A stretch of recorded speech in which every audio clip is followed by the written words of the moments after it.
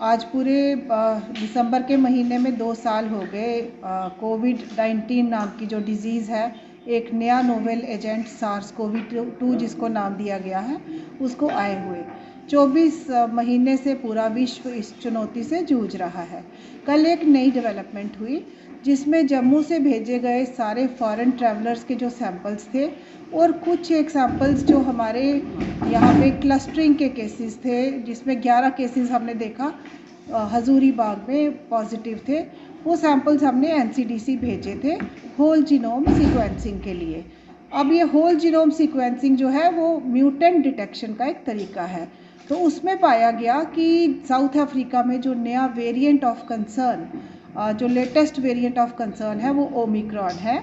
ये variant of concern वो होता है जो पैंडमिक पोटेंशियल ज़्यादा रखता है, ट्रांसमिसिबल ज़्यादा हो, और दूसरी बात कि वो मॉर्बिडिटी और मोर्टालिटी का पोटेंशियल भी ज़्यादा रखता है, ज़्यादा विरुलेंट होता है।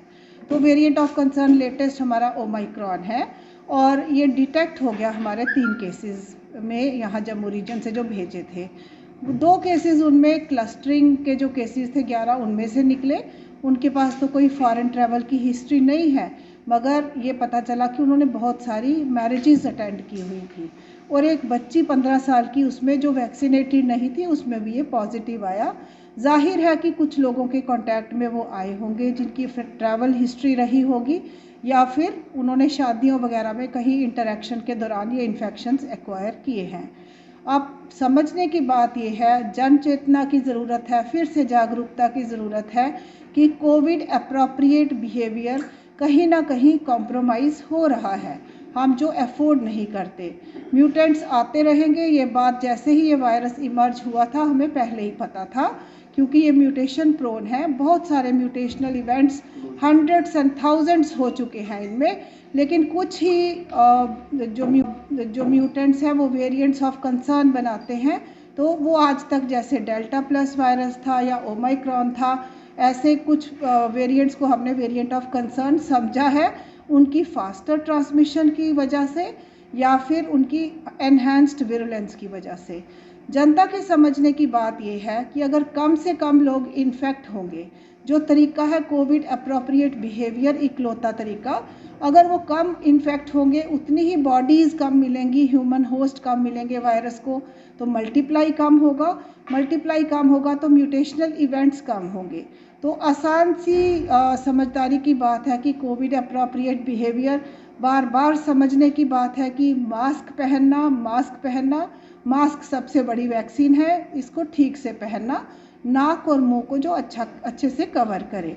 दूसरा, शादियां हुई, काफ़ी सारी गैदरिंग्स हुई, ये भी हमें खुद ही समझ लेना चाहिए। इसमें कोई लीगल एनफोर्समेंट या फ़ाइन करे सरकार, फिर ही वो मानेंगे बात। उसके अलावा भी हर व्यक्ति, हर नागरिक समझ जाए कि हमें कोविड अप्रोप्रिएट बिहेवियर, जिसमें मास्क का पहनना, जिसमें सोशल डिस्टेंसिंग को ऑब्ज़र्व करना और हैंड सैनिटाइजेशन, हाथ अपने बार बार धोते रहना या अल्कोहल बेस्ड हैंड सैनिटाइज़र से उसको सैनिटाइज़ करते रहना। तो आसान और छोटे छोटे तरीके हैं कि ये महामारी, नहीं तो इस वायरस को हम समझते हैं, जानते हैं कि ये कभी भी वायरस तैयार है, कैसा रुख इख्तियार कर ले, जिसमें अगर कोई विरुलेंट म्यूटेंट फिर से आ जाए, और हम डेल्टा प्लस का जो प्रकोप है वो पहले ही बहुत बुरी तरह से भुगत चुके हैं। इसके अलावा जब आपकी बारी आए, वैक्सीन ज़रूर करवाइए।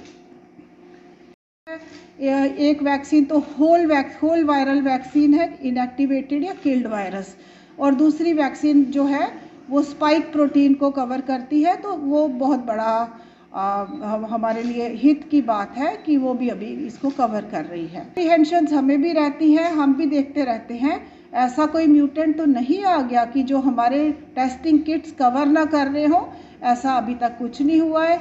अवेलेबल जो मार्केटेड टेस्टिंग किट्स हैं वो सारे RT-PCR से डिटेक्ट कर रहे हैं इन म्यूटेंट्स को अभी तक, और थोड़ा बहुत इम्यून एस्केप की चांसेस तो है, जिसमें जो हम एंटीबॉडी कॉकटेल या ट्रीटमेंट करते थे मोनोक्लोनल एंटीबॉडी से, वो थोड़ा 40 to 60% नहीं भी कवर हो रहे। लेकिन हम इलाज की तरफ क्यों जाएं? हम सब जानते हैं prevention is better than cure. हम प्रिवेंटिव मेथड्स को क्यों ना अडॉप्ट करें। जो लोग इन्फेक्टेड हुए वो बिल्कुल रिकवर कर चुके हैं फॉर्चुनेटली और बिल्कुल ठीक है। RT-PCR से जो जैसे ट्रैवलर्स वगैरह हम उनको कवर करते हैं, जो ऐसे देशों में जिधर ओमिक्रॉन काफ़ी इस्टेब्लिश्ड है वहाँ से जो ट्रैवलर्स हैं, इनफैक्ट 100% ट्रैवलर्स, फॉरेन ट्रैवलर्स को एटलीस्ट हम RT-PCR से टेस्ट कर रहे हैं।